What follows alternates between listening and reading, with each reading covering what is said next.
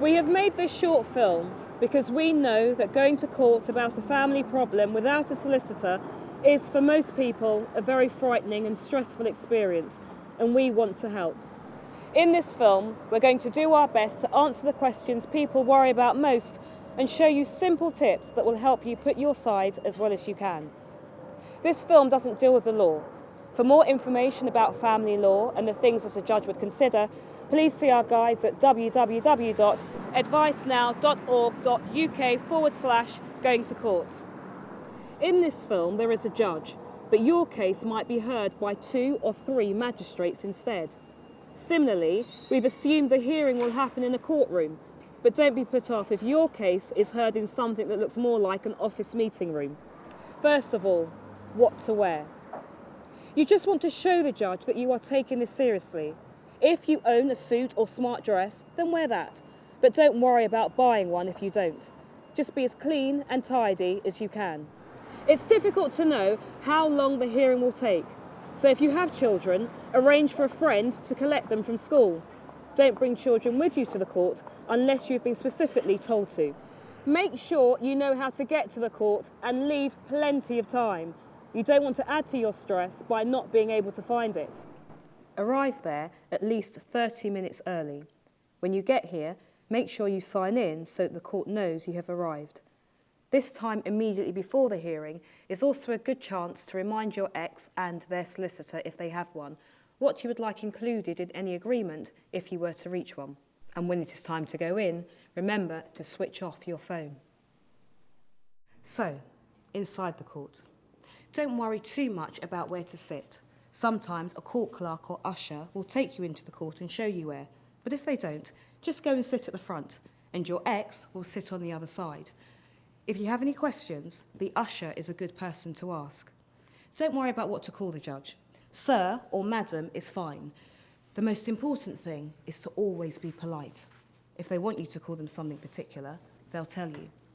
When it is your turn to speak, or when the judge comes in, stand up.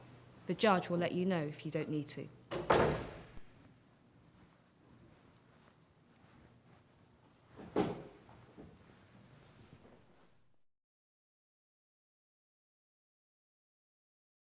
Preparing well is really important.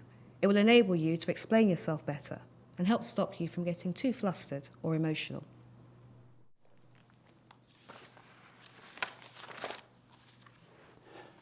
Madam, I want to make 4 points. The first point is about the living arrangements between myself and my ex. Currently, I've moved out of what was our family home. I'm still paying for our mortgage.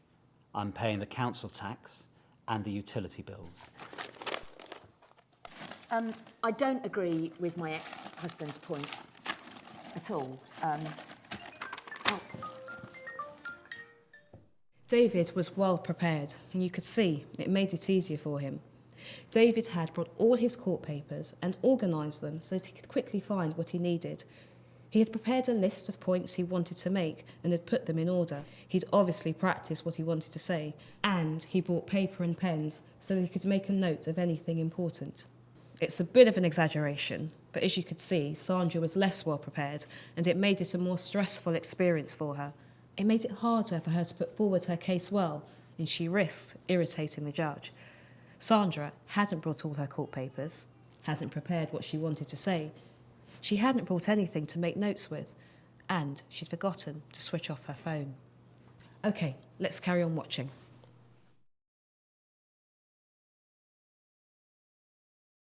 Madam, while my former wife has always had custody of the boys, the truth is that they've always had regular weekend contact with me at my domicile until they told her about my new partner, at which time she's endeavoured to prevent all contact. She's attempting, maliciously, truthfully, to turn them against me. Out of what?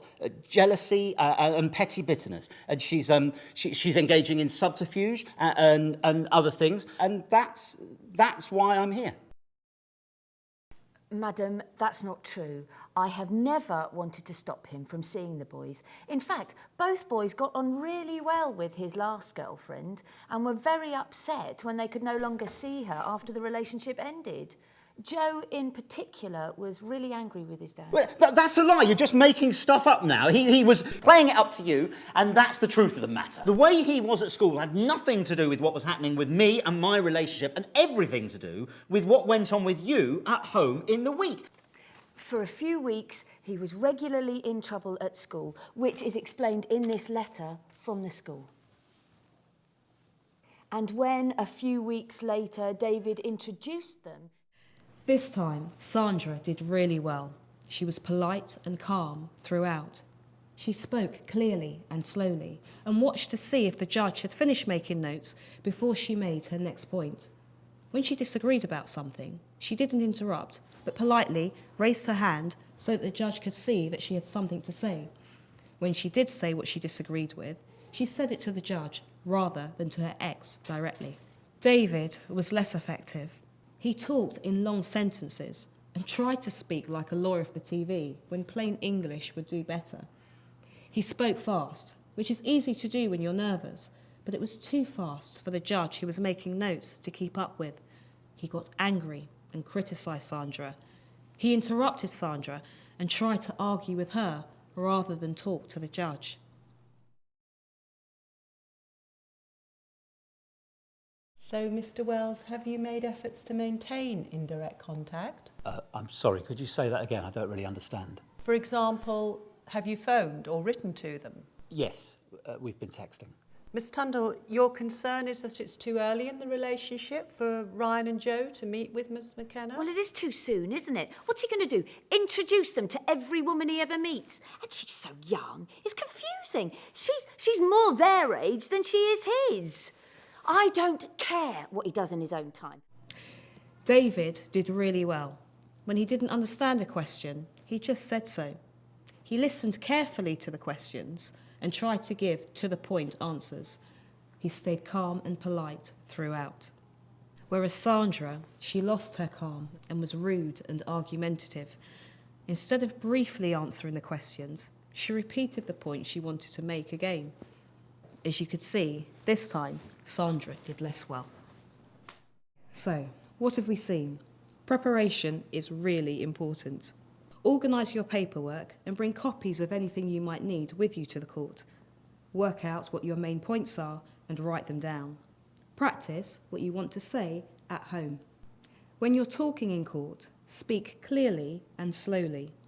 Try to use short sentences and don't try to sound like a lawyer off the TV. Always be polite and calm. Speak to the judge, not to your ex directly. Don't interrupt. If you disagree about something, just signal to the judge that you have something to say and wait.